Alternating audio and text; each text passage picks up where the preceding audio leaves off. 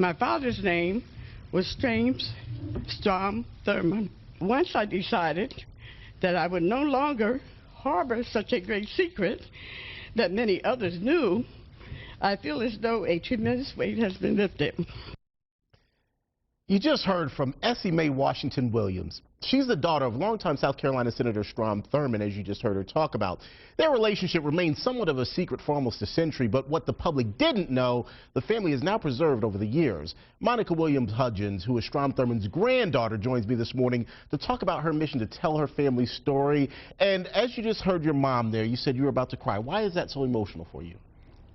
Well, she died on February 3rd, 2013, and she is very much missed.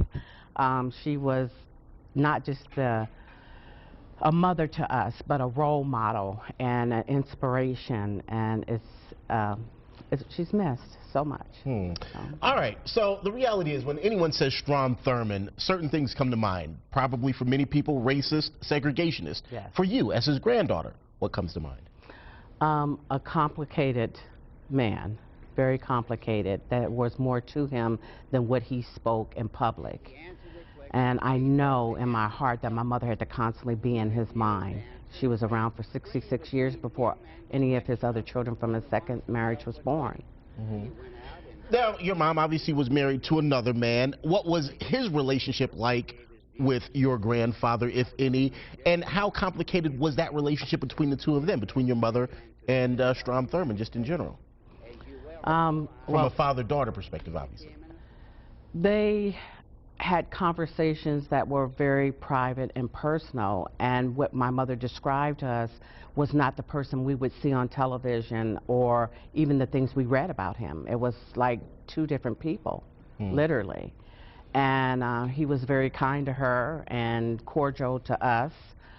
We didn't engage on a personal level any more than he did with my mother. One of the things that my mother said in her book is she said it would have been nice if we could have sat down and had a meal together. They never sat down and had a meal together. As a young person, you were a black nationalist, a civil rights activist. Do you think that your activism was fueled by who your grandfather was, trying to counter that? I think it stoked things up pretty high at that point because I was between the ages of about 11 and 12 when my mother decided we need to talk, and I guess, which she called my rhetoric, was so off the chart. And she did. It deflated me for a little bit, but after a couple of months, I went back and just was even stronger in my stance for equal rights, for empowering black people. It made me stronger to realize that he was white. That was shocking. I didn't know that. So, well, it was shocking to you, though. You point out that this is a reality for so many families, that your family isn't unique in this. Yes, and the only difference for us is that it's because it was Strom Thurmond.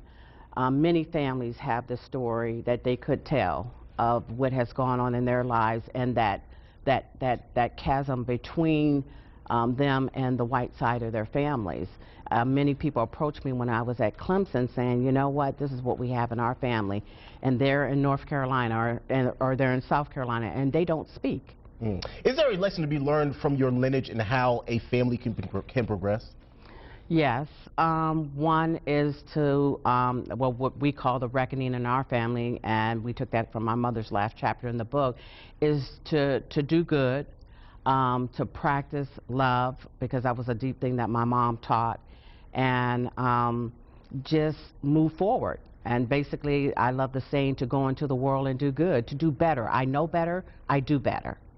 There you go. Know better, do better. We appreciate you being here with us this morning. Thank you so much.